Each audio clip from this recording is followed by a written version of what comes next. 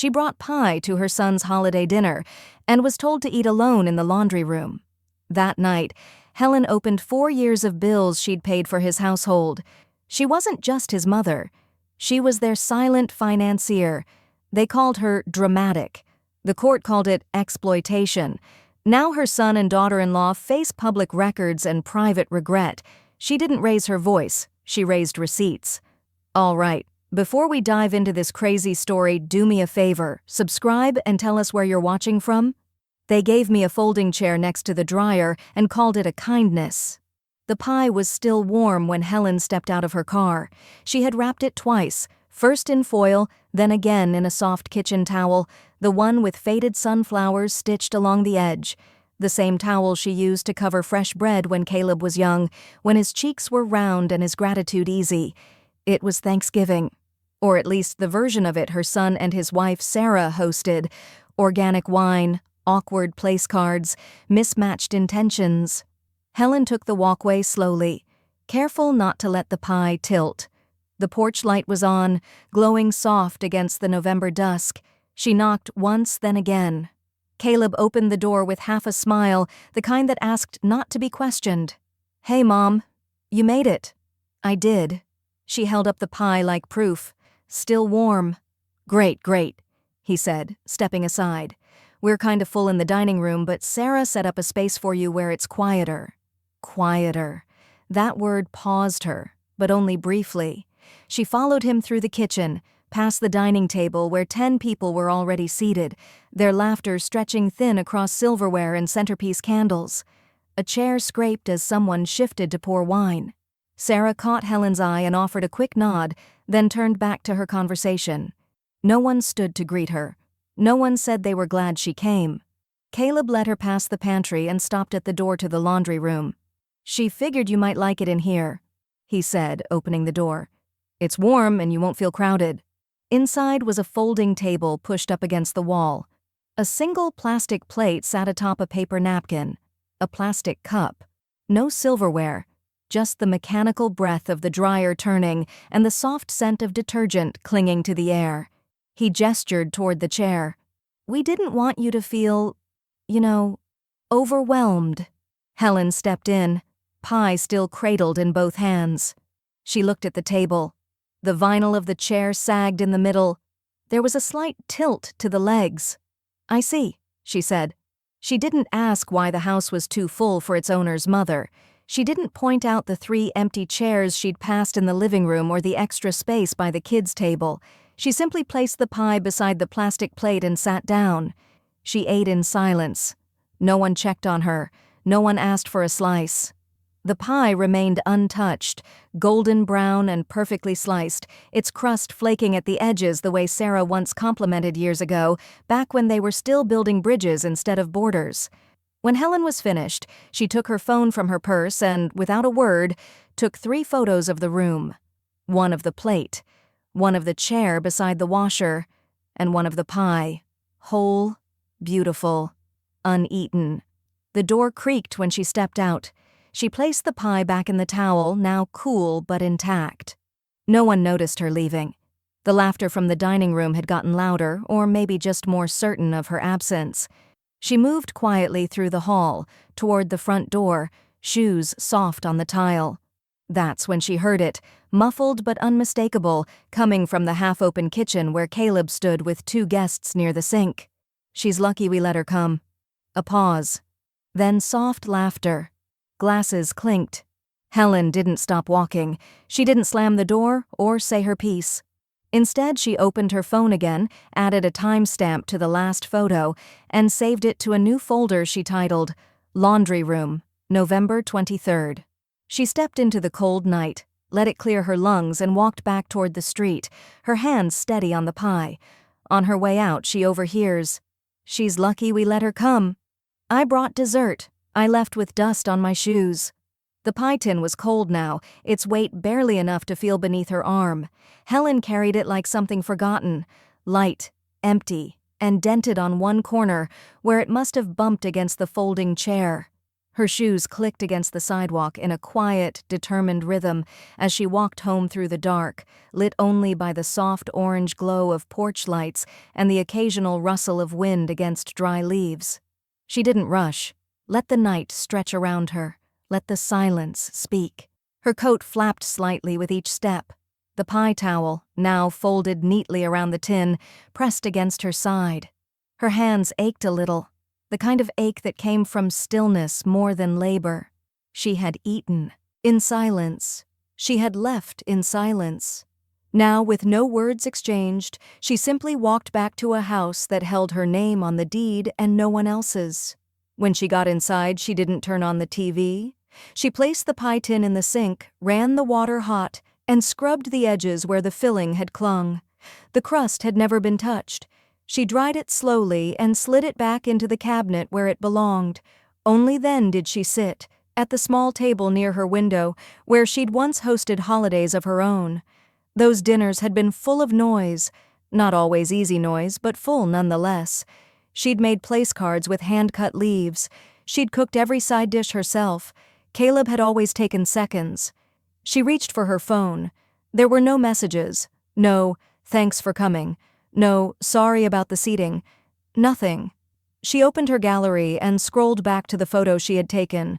The plastic plate, the plastic cup, the dryer just inches from where she had sat. A folded chair, like a favor. She zoomed in, not to study, just to remember.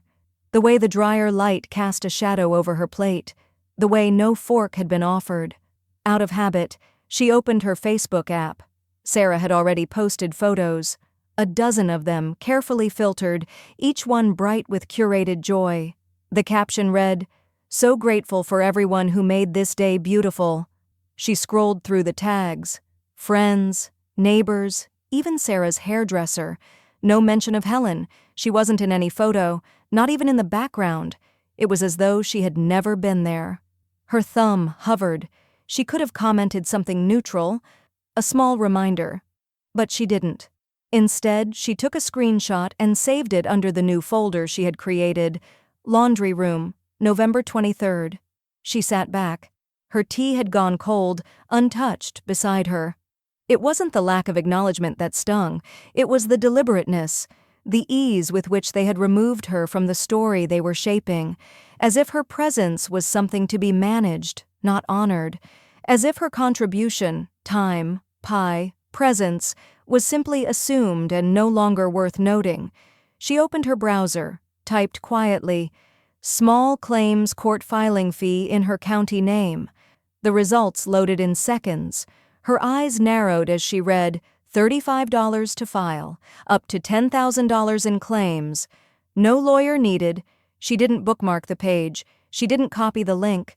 She simply read it, then closed the tab. But the number stayed with her. $35, that's what it would cost to make her presence matter again, not in their eyes, but in records, in paper, in law. She rose, went to the bookshelf and pulled a leather binder from the second shelf. It was empty for now, but it wouldn't be for long. She ran her hand along the front. Then she wrote, in neat block letters, on a sticky tab, "Receipts." She looks up small claims court filing fees. They said they couldn't afford help. I've been covering their water bill for 8 months. Helen had always kept her financial documents in the same place, a soft green accordion folder tucked into the bottom drawer of her bedroom filing cabinet, organized not by necessity but by instinct. Each tab was labeled in her own handwriting, calm and careful: utilities, bank, medical, other. She didn't go looking for trouble, she went looking for clarity. It started with a hunch, not rage, not spite, just that cold, quiet sense that something was being pulled from beneath her feet without her noticing. She opened the utilities folder and flipped through her last 12 bank statements, each one printed, hole-punched, and secured. It was late, almost 11, but the house was still, and the light from her reading lamp made everything feel methodical, safe. The number first caught her eye in April, a $182 debit labeled County Water Services, ACH. At first glance it looked ordinary, routine. Except she didn't owe water bills anymore. She hadn't since she sold her last home and moved into a modest retirement condo 3 years ago, where water was included in the HOA. She circled it in pen, kept flipping. May, June, July, every single month the same charge, always around the same amount, give or take a few dollars, 8 months, 8 silent withdrawals. She didn't say anything aloud, but her fingers pressed harder into the paper. Her breath caught in her throat, not anger yet, just disbelief, the kind that made the skin behind her ears go hot. Helen moved to her laptop, opened her banking app, and searched for keywords. County water, utility, a CH. Over 24 matches populated. She sat back, then leaned forward. The billing address attached to the recurring payments wasn't hers. It was Caleb and Sarah's, the house with the holiday table she hadn't been offered a seat at, the home that had labeled her as a visitor, at best. The same home whose lights had twinkled on her way out as she walked alone with an untouched pie and dust on her shoes. They had told her in passing that money was tight, that they were doing their best to stay afloat, that every little bit helped. And she had helped. Quietly, faithfully, blindly. Now, in black and white, she saw the truth. She had funded the water they used to wash their dishes after that Thanksgiving dinner, the same water that filled the ice buckets, that flushed the toilets, that cleaned the wine glasses she never sipped from. She opened a second folder, the one marked Transfers. There, her eyes scanned a handful of Zelle and Venmo records from the last 2 years. $75 here, $200 there. Caleb had always been casual about asking. Just a little help this month. We'll pay you back next paycheck. You're the only one we trust with this, Mom. No repayment ever came. She opened her calculator and keyed in each amount, line by line. Total, $6,218.14. And that was only what she could see in a single hour. She stood up and walked to the closet. From the top shelf, behind an old sewing kit and a tin of loose buttons, she pulled down a fireproof safe. The key was still taped to the back of her address book. Inside the safe were birth certificates, a duplicate will, and one unused binder. Navy blue, leather-bound, stiff at the hinges. She took it out, ran a hand over the front, and brought it to the table. She opened it to the first page, and then, without flourish, labeled the section Joint Expenses. Not out of revenge, not yet.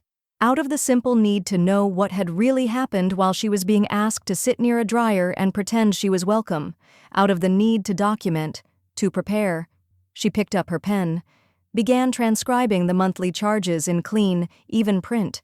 There were no tears, no muttered curses, just ink meeting paper, one line at a time. This time, she would not forget. This time, she would not let them forget either. She pulls a binder from her safe titled Joint Expenses. She labeled leftovers for everyone else. Mine were tossed. The dishes were stacked high, and the house smelled of rosemary, wine, and something lemony and sweet, though Helen hadn't tasted any of it. She stood near the kitchen doorway, fingers gently resting against the rim of the pie tin she'd placed on the counter hours ago. The laughter from the dining room had thinned out, now replaced by the clink of plates and the clatter of serving spoons as guests trickled out or helped tidy up. Someone turned down the music, and the air seemed quieter, but not kinder. Helen stepped forward, offering her hands. "Need a hand with cleanup?" she asked, careful to smile. Her voice was soft, almost deferential. Sarah, bent over the dishwasher, didn't look up. "Oh, we're good," she replied too brightly. "We've got a system." A system. Helen nodded and moved back toward the edge of the room, letting herself fade into the trim where the hallway began. From there, she watched. She saw the labeled takeout containers lined up like party favors, one marked, "For Beth," potatoes and turkey, another Jasmine, Brussels, pie, rolls, each name scrawled neatly in Sarah's rounded handwriting, sealed with masking tape across the top. The counter shimmered under the warm kitchen lights, full of abundance. Helen counted at least 6 containers, maybe more. But her pie, her warm, spiced, carefully latticed pie, was nowhere to be seen. She looked toward the trash bin tucked beneath the island. It had been emptied earlier, she'd noticed. She remembered Sarah's comment, "We're running out of space in here. Can someone toss this?" Now it was nearly full again. Helen stepped closer and gently lifted the lid. There it was, her pie dish. The towel folded beside it, slightly damp from condensation.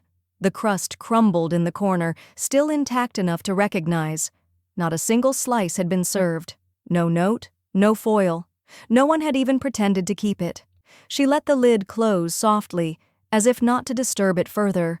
Her hands were at her sides, motionless. Her breath shallow. But she didn't speak.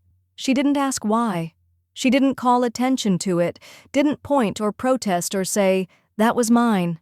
Instead, she turned slowly, walked past the laughing cluster of guests near the door, and made her way to the back mudroom where the trash bags were waiting to be carried out. There, without announcement, she pulled one from the bin and slipped it over her arm. Inside, her pie dish clinked against an empty wine bottle. "Heading out?" Caleb called from across the room, half distracted. Helen didn't raise her voice. "Yes," she said simply, glancing over her shoulder. Sarah had returned to the dining table, balancing a glass in one hand and laughing at something someone had said. She didn't notice the bag, didn't ask what was in it. Caleb nodded.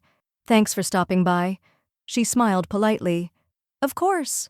And she walked out with the trash bag, shoes echoing faintly down the driveway as a porch light flickered above her. The night was colder now than when she had arrived, but it wasn't bitter. It was sharp, clean, like a window cracked just wide enough to let something stale out. At home, she set the bag down gently in the corner of her kitchen. Then she pulled out the pie dish and towel, cleaned them carefully, like they'd been used for something noble. The towel she folded again, crisper this time. The dish went back in its place. Later that evening, she opened her binder, flipped past the section marked Utilities, and turned to a new divider. She wrote the label slowly. Discards. And beneath that, a single note. November 23rd, pie disposed, unserved. Labeled for no one. Helen takes the trash bag with her, quietly. They curated their version. I collected mine. The sound her printer made was sharp and steady, like the click of a metronome, precise, deliberate, constant. Helen sat beside it in the quiet of her dining room, watching as page after page slid into the output tray. Some were bank statements, some were screenshots. One was a photo of a pie beside a plastic plate. All of them told a story that no one else had bothered to write. She wasn't angry, not exactly. Anger was loud. This was something else, quieter, more patient, something that could sit still for hours if it had to. It started with a folder. She opened a new one on her laptop and titled it plainly, Household Contributions, Helen T. Inside it, she began dragging files, utility bills, grocery transfer receipts, text messages from Caleb that said things like, "Could you spot us again? Just this month? And promise I'll get you back." She had saved everything. Not intentionally at first. She wasn't planning for war. She was just someone who didn't delete. Now it looked like foresight. The receipts alone spanned 4 years. Target, Costco, Home Depot, $149 for patio chairs, $79 for outdoor string lights, $358 for a fire pit, bought the summer after Sarah mentioned they wanted something cozy for guests. Helen had offered to help, and Caleb had shrugged. "If it's too much, just put it on your card. We'll settle later." They never did. The fire pit had been posted on Sarah's Instagram that fall. Lit, styled, wine glasses in hand. Helen had liked the photo at the time.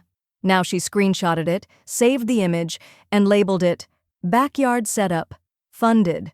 She stared at it a long time. In the background of the photo, just behind the patio bench, she noticed something else. A ceramic side table, cream-colored, with hand-painted blue trim. She knew that table. She had bought it on a whim during a sale at World Market and had it delivered to their address after Sarah mentioned needing a pop of color. She hadn't thought much of it then. Now she added the purchase confirmation to her binder. Another tab. Patio furnishings. She printed everything, double-sided to conserve paper. Then she began categorizing. Each receipt got a highlighter mark. Each photo, A date. She worked into the afternoon, careful and calm. Not a single page went unmarked. When her back began to ache, she stood, made herself tea, and returned to her task. The kettle hissed. The scent of chamomile filled the room. She didn't touch her phone. When she finally picked it up, there was a text waiting. Cousin Lila. "Hey, I saw your photos on the patio in the background of Sarah's story. Wasn't that your table?" Helen's thumb hovered. She hadn't told Lila anything, but now the photos were telling on their own. She typed back, "It was." A minute later, her cousin responded, "You realize you have a case, right?" Helen stared at the words. You have a case, not just in theory, not just in anger or heartbreak, but in law. A timeline, a pattern, a trail of digital, financial, and visual evidence so thorough it might as well have been notarized. She didn't reply right away. She clicked back through her files, opened the Utilities Paid tab, and then clicked into Bank Transfers. There it was. Every line, every unreciprocated dollar. Every time she had been told, "You're the only one we trust," and "We'll settle up next month." She wasn't interested in vengeance. She was interested in the truth. And now she had it. She picked up the final set of printed pages and slipped them into plastic sleeves. The weight of the binder felt different now. Less like documentation, more like proof of life. Life, her time, her value. She opened her phone one last time that night and typed a message to Lila. "How would I begin?" The response came quickly. "Start with the timeline and keep everything." Helen closed her laptop, placed the binder back into the safe, and turned off the lights. She didn't need to tell anyone what she was doing. She would let the paper speak for itself. Her lawyer cousin texts, "You realize you have a case, right?" She sent thank you cards to everyone, except me. The first thing Helen noticed that morning was the envelope on her doormat. It was cream-colored, linen-textured, with a gold foil seal on the back, hand-addressed in Sarah's familiar cursive. For a brief second, Helen's fingers softened around it. Maybe it was a note, maybe it was acknowledgement, maybe. She carried it into the kitchen and slit the seal with a butter knife. The card inside was stiff, printed on thick stock. Embossed along the front were copper leaves and a swirling "thank you." Her eyes dropped to the message inside. "Dear neighbors, thank you for being a part of our holiday gathering. Your presence helped make it warm, bright, and unforgettable. We're so lucky to have you in our lives. Gratefully, Sarah and Caleb Neighbors." Helen looked at the envelope again. Her address was handwritten, yes, but there was no personal note, no signature, just a mass-printed card. She flipped it over, checked again. Not even a mention of her name inside. No line that said, "Thanks for the pie," or "We appreciate your help." It wasn't a card for her. It was a card that had passed through her hands by accident. She placed it face down on the counter and walked to her laptop. The kettle whistled in the background, but she let it sing for a few moments before reaching to turn it off. As the steam curled upward, she opened Facebook. There it was. A public post from Sarah, time-stamped at 9:17 a.m., still smiling from the most beautiful evening. "Thank you to everyone who helped make our dinner so special. Couldn't have done it without you." Helen scrolled past a carousel of carefully framed photos. Guests toasting wine glasses, kids nibbling cookies, someone helping Sarah slice the turkey. Under each photo, names were tagged. Beth, Jasmine, Sarah's mother, even Caleb's coworker Dan. Helen was not tagged, not once. Her hands moved automatically now. She took a screenshot and saved the image to her desktop. Then she printed it. The color ink was nearly gone, so Sarah's lipstick came out a muted mauve, but the tag list remained legible. She walked to the binder, flipped past the tabs, utilities, groceries, furniture, backyard. Then paused at the new divider she had labeled the night before. Intentional erasure. She slid the printed Facebook post into a plastic sleeve and snapped it into place. No commentary, no footnote. The silence was enough. The doorbell rang later that afternoon. Helen didn't rush to answer it.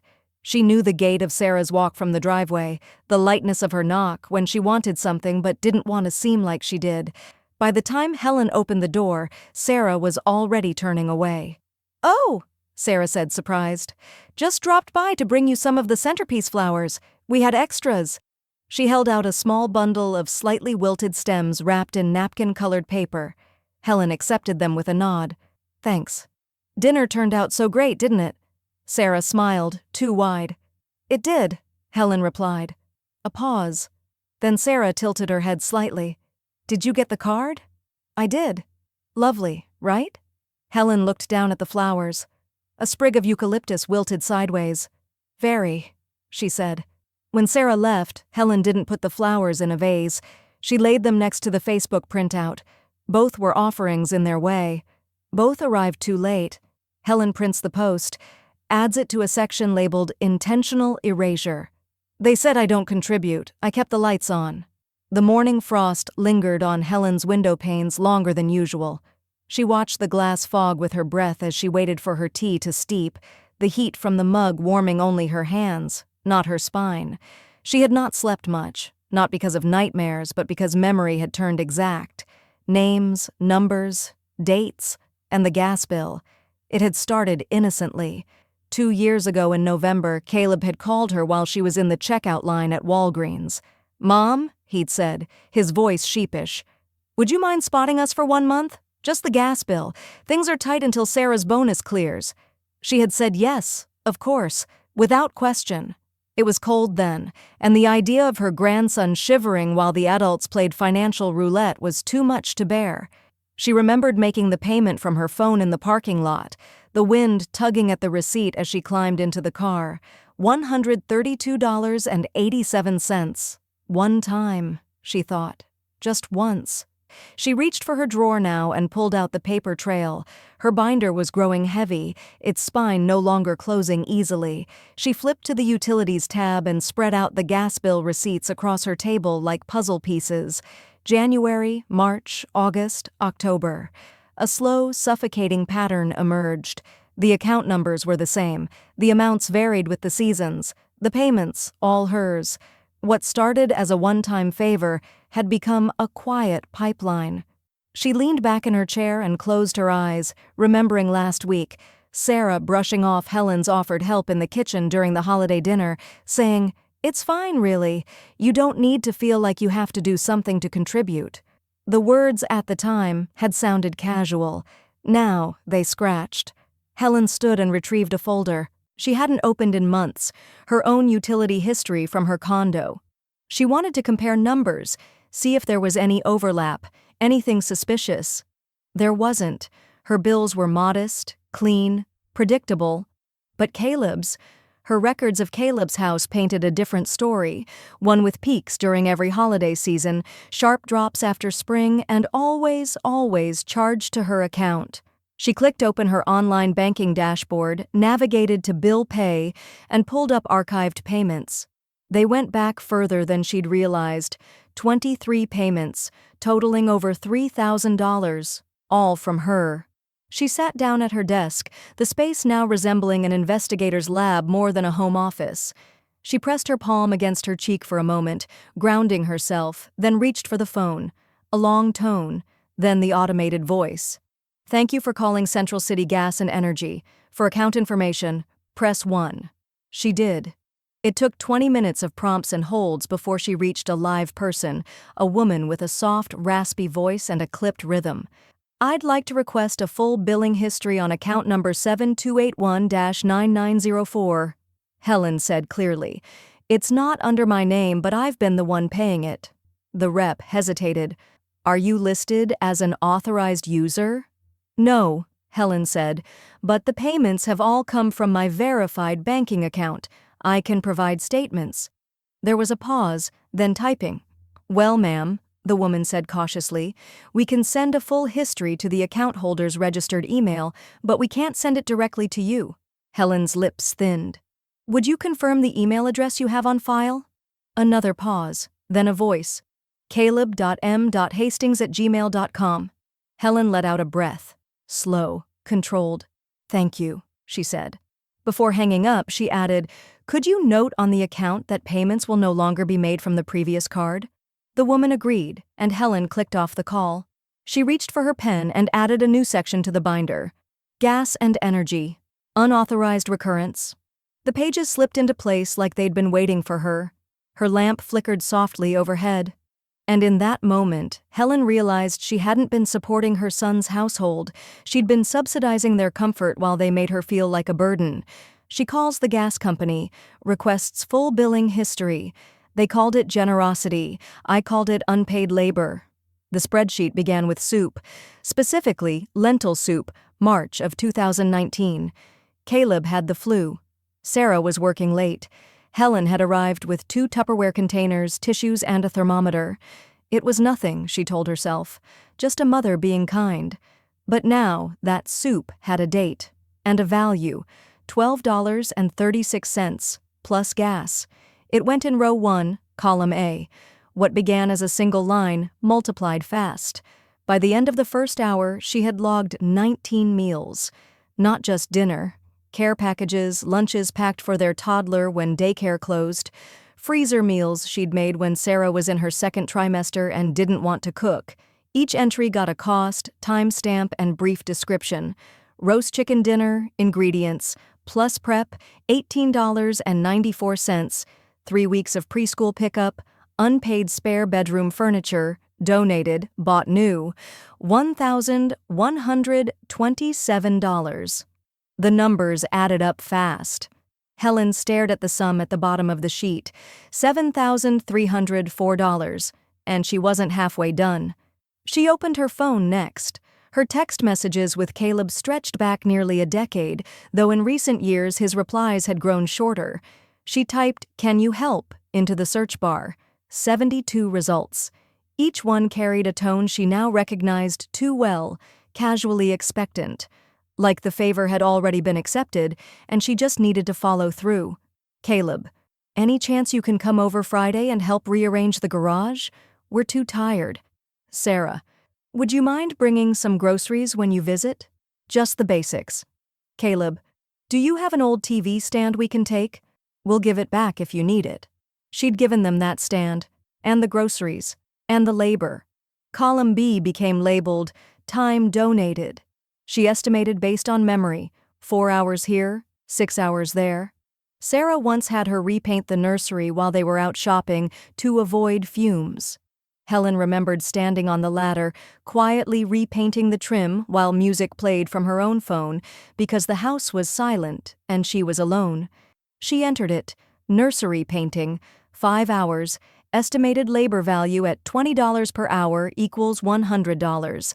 A neighbor had once said, "You're so generous," when Helen mentioned all the ways she pitched in. Back then, she smiled and said, "It's just what families do." Now she typed that exact phrase into a new column. "It's just what families do." $18,430.14. She stared at the number again. More than she made in a year of part-time clerical work, more than Caleb and Sarah ever acknowledged. She wasn't calculating it for reimbursement. Not yet. She was calculating it for recognition, for the undeniable truth of who had carried what and for how long. She opened a new tab and wrote one line across the top. Audit of Informal Contributions, 2019 to 2023. Then she exported everything to PDF. Later that afternoon, Helen slid the file onto a flash drive and clicked open her email. Her cousin Dana, corporate law by day, small claims pitbull by hobby, had offered to review everything. Helen attached the file.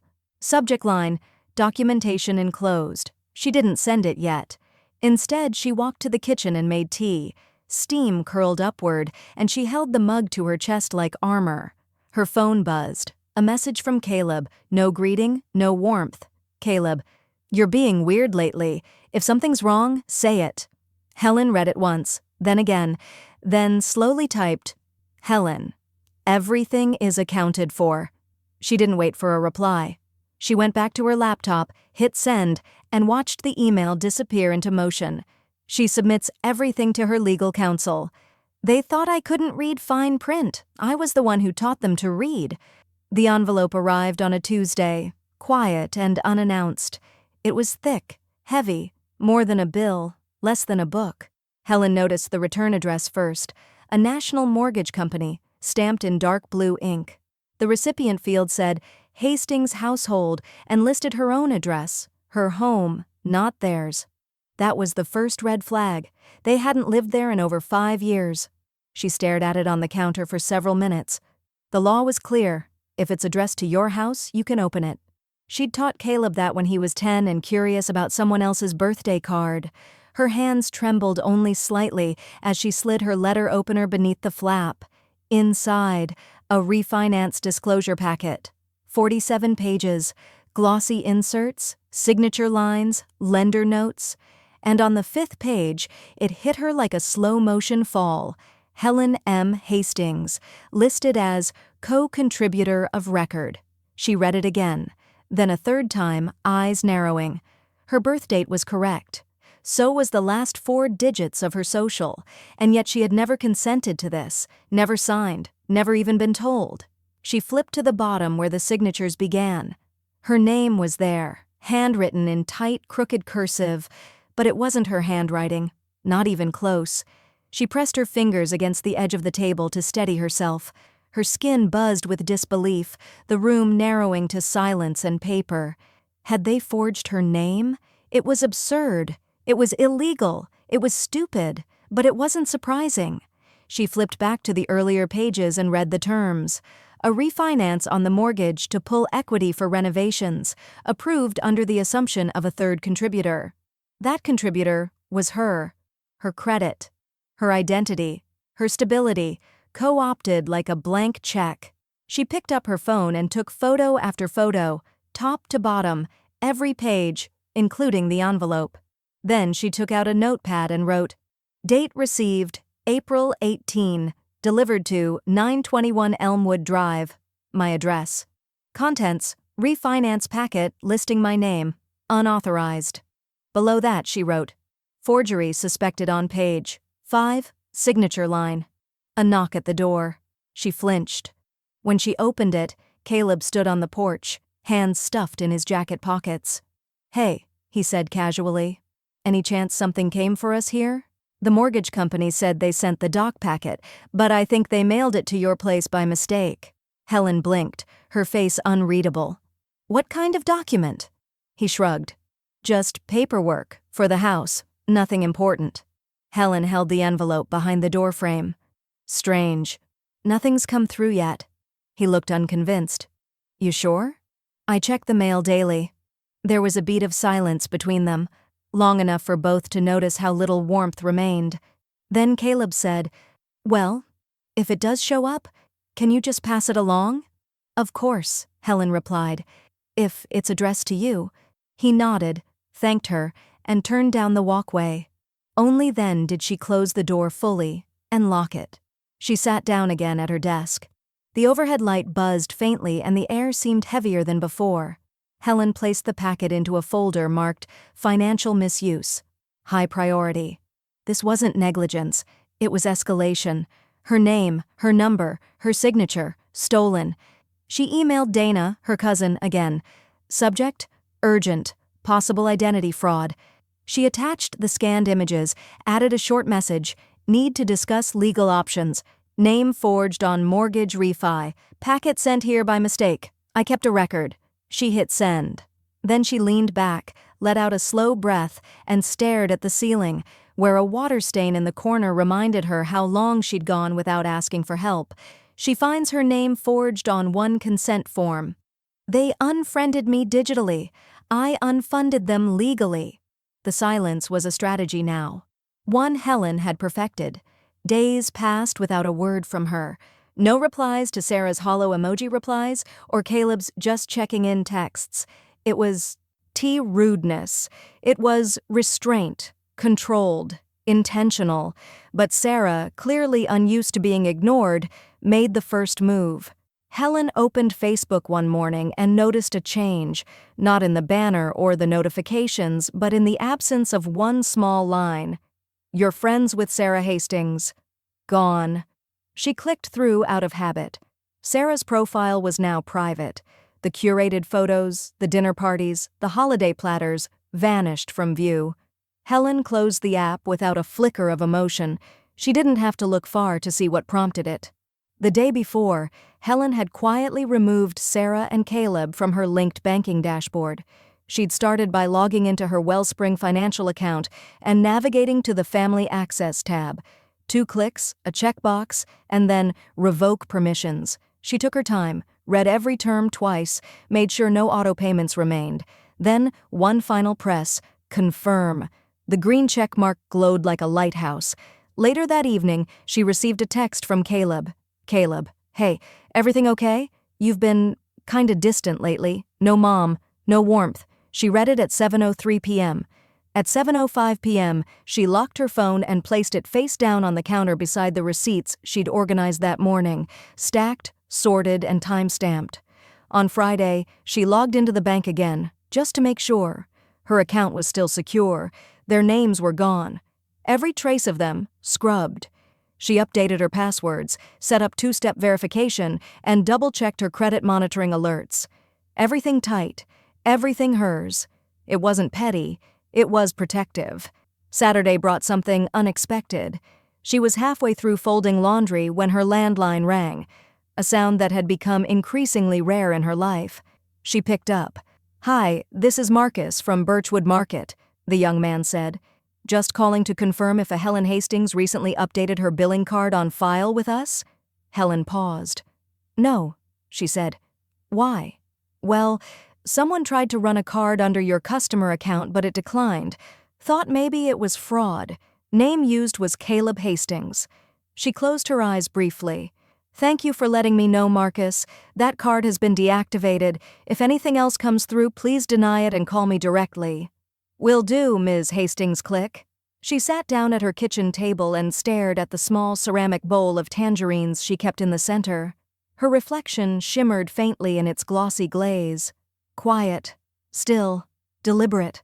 She opened her banking app again, not because she needed to, but because she wanted the comfort of seeing his name no longer listed under trusted users. Trust, she had come to realize, was more expensive than money. She opened her journal and wrote, January 14th, attempted card use, grocery store, denied, unfriended me on Monday, unfunded them Tuesday, attempted access Friday. Then she drew a box beneath it and wrote a single word inside, revoked.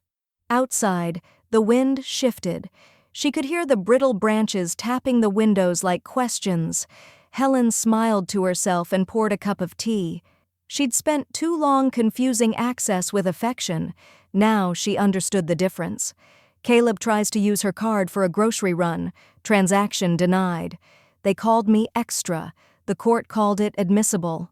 Helen stood at the clerk's window with a manila folder pressed tightly under her arm. Behind her, the courthouse buzzed with quiet conversations, distant typing, the hum of a printer, familiar sounds wrapped in unfamiliar weight. The woman behind the glass looked up. "Are you filing today?" "Yes," Helen said, her voice calm. "Small claims." She handed over the packet with fingers that didn't shake. Not anymore. Inside that folder was the quiet record of 4 years of polite exploitation, a stack of documents so carefully arranged it could pass for a research thesis, utility receipts, itemized spreadsheets, time-stamped photos, bank statements, notarized logs, and most damning of all, a page titled Unauthorized Signature Discovery, April 18. The clerk flipped through it, eyes skimming as her lips pursed. "All of this relates to one claim?" she asked. Helen nodded once. "It's a single pattern, just stretched thin." The woman blinked, impressed despite herself. "It's thorough," she said. "We'll scan this in. It'll be entered into the docket once the fee clears." Helen slid her debit card across the counter. $1,000 claimed in back utilities, $18,000 in unpaid contributions, legal fees, minimal. She was filing pro se. Emotional cost, unquantified. She stepped back from the window and exhaled. The air in the courthouse lobby smelled of pine cleaner and bureaucracy. She paused near the bulletin board to read about tenant rights and custody laws, not because she needed to, but because it reminded her silence was never neutrality. It was preparation. By the time she stepped outside into the biting late February wind, the filing was official. Case number 4318-HEH, Helen Hastings vs. Caleb Hastings and Sarah Hastings. Hearing date, March 27th. Location, County Hall, room B3. She didn't text them, didn't hint. She went home and watered her plants. She rethreaded a button on her coat. She lit a candle and made herself soup. She didn't announce war. She just documented it. The notice arrived at their home 4 days later. Helen knew because she'd paid extra for certified mail, signature required. She got the delivery confirmation on a Wednesday morning, just a timestamp and GPS location. Enough. She imagined the sound of Sarah tearing the envelope open in the kitchen. The way Caleb would say something like, "It's probably nothing," before going pale. They wouldn't recognize the language in the packet. Exhibits attached, admissible under Rule 5.14, demand for reimbursement. But Helen did, because she read every line 3 times. Friday afternoon, her phone buzzed, unknown number, local. She picked it up and answered with care. Helen Hastings speaking. A pause. Then Caleb's voice, tight, rushed, performatively calm. "Hey, this is really how you wanted to do this?" She waited. "Court?" he continued. "Mom, come on, couldn't we have just talked?" Helen closed her eyes briefly, letting silence stretch. "You had 4 years to talk. I have the records." Another pause. "Sarah says this is going to look bad." "It will," Helen said softly. "Because it is." That night she sat at her desk and opened the printed docket from the court's website. Her case was listed, right beneath one about a disputed plumbing bill and above a landlord-tenant rent claim. So small, so ordinary. And yet, to her, everything. In the margins, she penciled 3 words next to her own name. Clear, calm, relentless. On Sunday, while eating a small breakfast of toast and pear slices, Helen checked her email. There, nestled between 2 coupons and a newsletter she didn't remember subscribing to, was a message from the court's electronic filing system. "Your claim has been accepted and docketed. The defendants have been served. Please prepare supporting exhibits for pre-hearing review." She took a sip of tea and felt no triumph, only clarity. They'd called her dramatic, overreactive, extra, but the law had a different word for what she carried: admissible. Court accepts the filing. Caleb and Sarah receive notice to appear. They thought it would stay quiet. It didn't. The court record became searchable on a Tuesday. It didn't make a sound. No sirens, no alerts. Just a subtle digital shift. A few lines added to the county's online database, one entry among thousands. But in a town like theirs, nothing stayed buried for long. By Thursday, Helen felt it, in the way the cashier at the pharmacy said her name with a beat too much sympathy, in the neighbor's tight smile as he waved from across the driveway, then quickly turned away. It moved quietly, like heat through copper wiring. Not loud, but impossible to ignore. Sarah was the first to blink. She didn't address the case directly. Of course not. She opted instead for a subtweet wrapped in a filtered Instagram story. A photo of a wine glass, captioned, "Some people thrive on drama. I prefer peace." It was followed by another, "Grateful for boundaries, even when they hurt." Helen didn't follow her, but a friend screenshotted both and sent them with a 1-word message. "Really?" Helen replied with none. She was busy. Her time wasn't being drained by tantrums or guilt. It was spent reviewing the court's pre-hearing checklist, creating backup folders for each exhibit, and preparing her summary statement, measured, chronological, undeniable. On Friday evening, she ironed her blouse. Cream linen, clean lines, no embellishment. She steamed the hem, polished her shoes. Then she sat at her desk, turned on the brass lamp, and reread the declaration page one more time. That night, another message arrived. Not from Caleb, not from Sarah. From someone entirely unexpected. Subject, story inquiry, financial exploitation.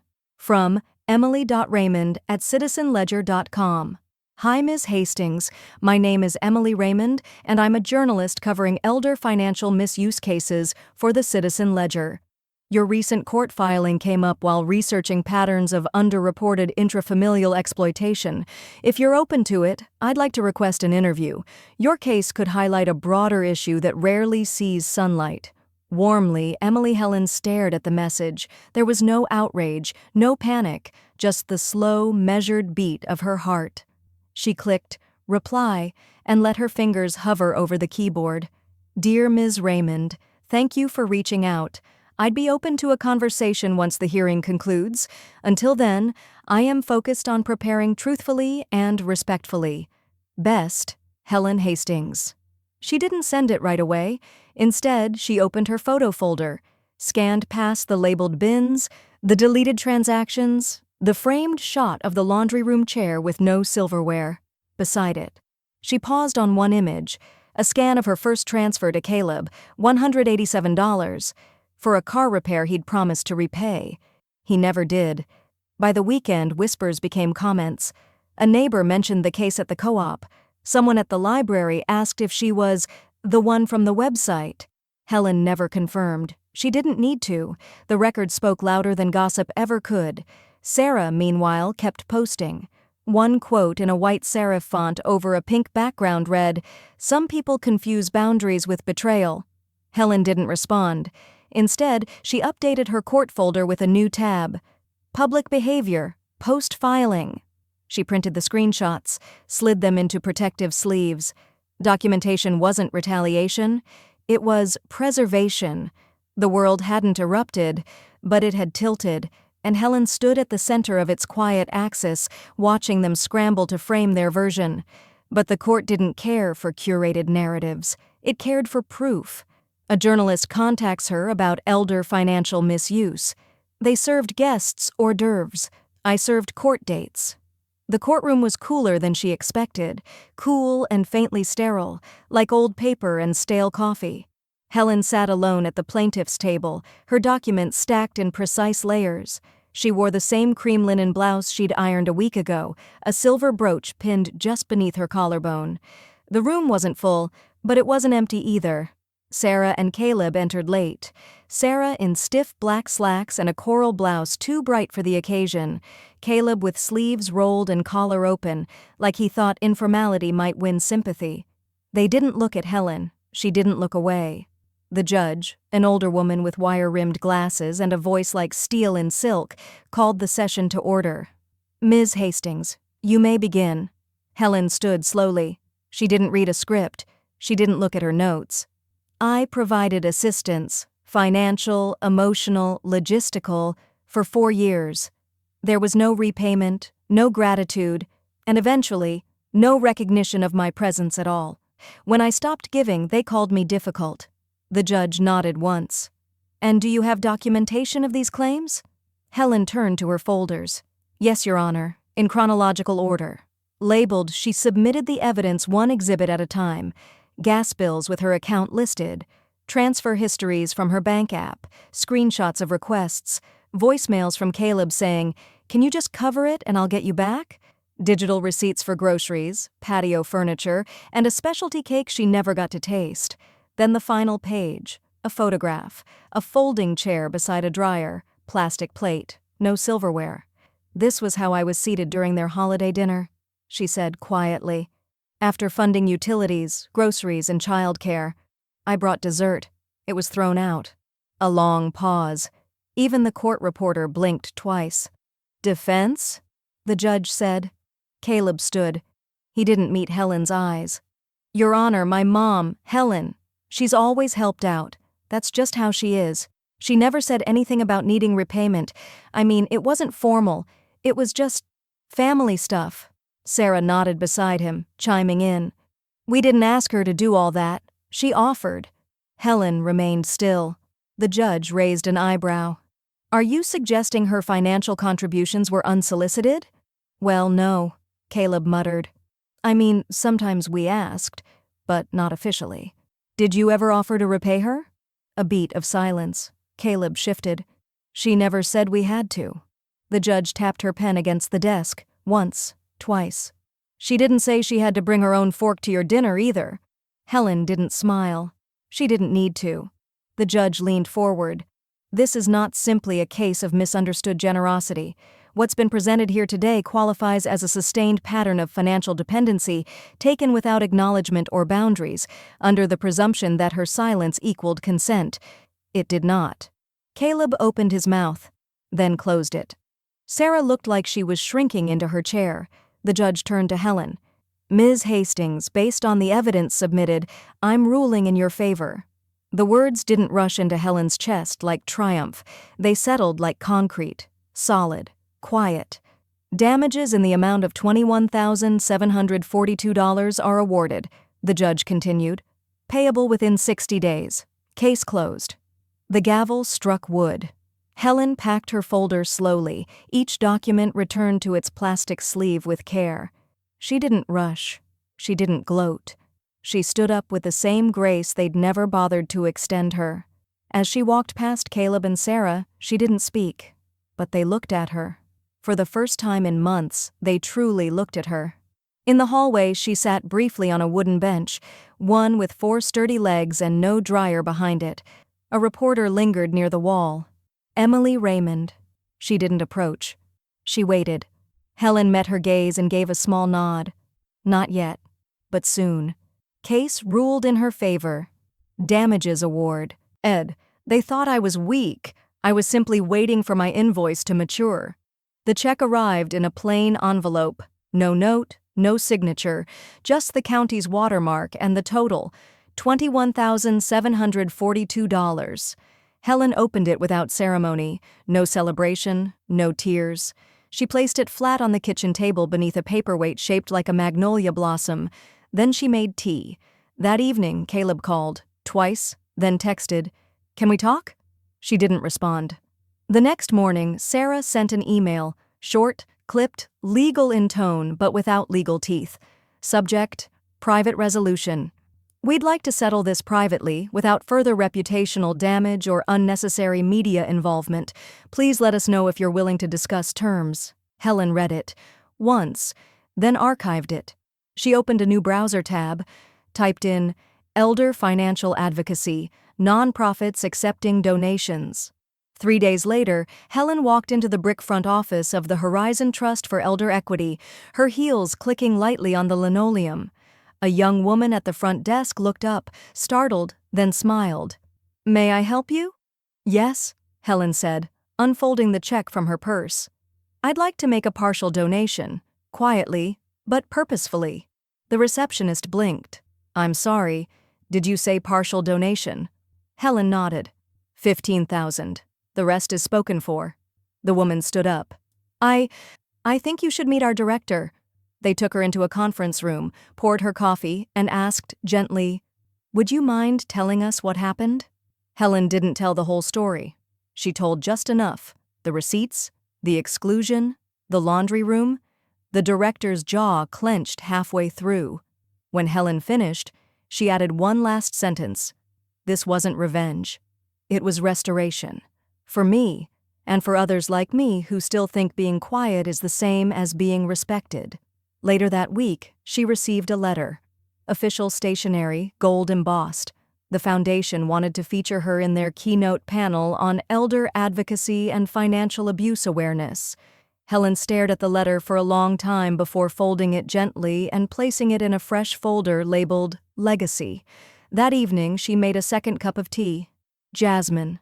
Subtle, warm, fragrant. The phone buzzed. A new message. This time, from Caleb's number. "I know we made mistakes, but you didn't have to go this far." Helen stared at the words. No apology, no acknowledgement, just quiet blame, tucked in passive voice. She deleted it. That night she sat at her desk and began typing a brief draft of what she might say at the panel. There's a myth that silence is the high road. It's not. It's just the road they hope we'll take because it doesn't disturb the scenery. A week later, she passed the same folding chair they'd once set up for her in the laundry room, still folded, still leaning against the same wall. She didn't touch it, but she took one last photo, then deleted it. Foundation features her story as a keynote case study. "They gave me a folding chair once, now I own the table."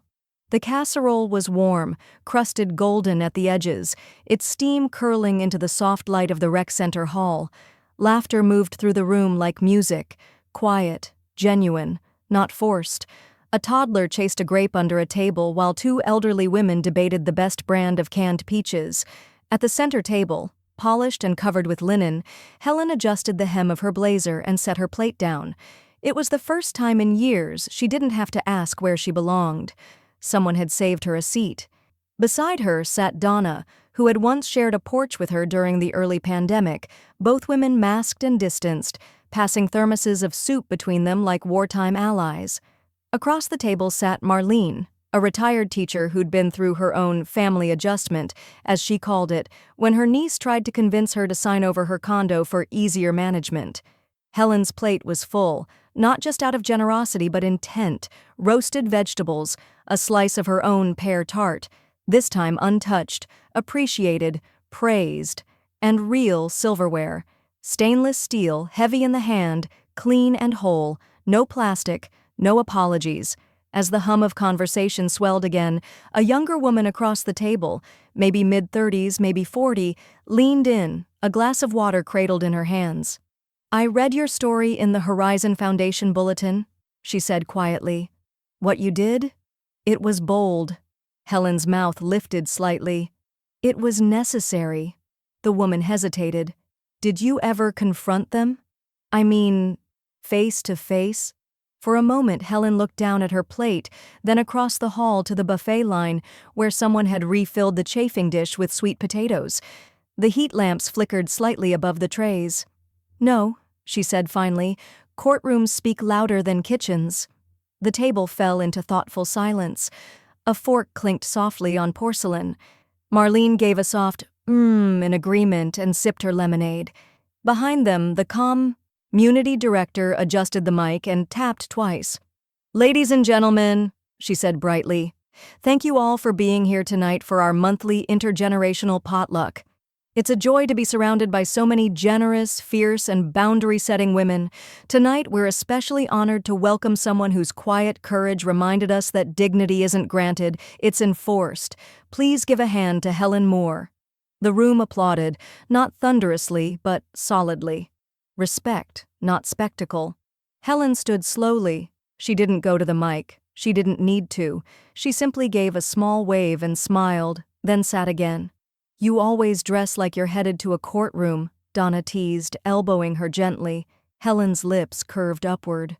"Once you've sat at a table where your name wasn't on the place card, you make sure the next one is yours." At that moment, her phone buzzed in her purse. She ignored it. A second buzz. Later, when she excused herself to the courtroom, she checked. One text. "Unknown number. We've moved. If you want to see the baby, maybe we can figure something out." Helen looked at the message for a long moment, then clicked block. Back at the table, someone passed around a sign-up sheet for next month's menu. Helen added her name next to green beans with almonds. Someone else wrote bread pudding, another butter rolls. As the night drew to a close, the group stood and began clearing plates. Not servants, not martyrs, not invisible, just women caring for each other, equally. Helen tucked her plate into the dishwasher rack, turned, and walked back through the echoing hall toward the door. Outside, the autumn air was crisp. The parking lot shimmered faintly under the amber glow of street lamps. She stepped onto the sidewalk, one hand in her coat pocket, the other holding her purse tight beneath her arm, not from fear but ownership. She stopped, looked up. The stars were clear. Behind her, the rec center door clicked softly shut. She smiled. "They put me in the laundry room. I made them air everything out, in court."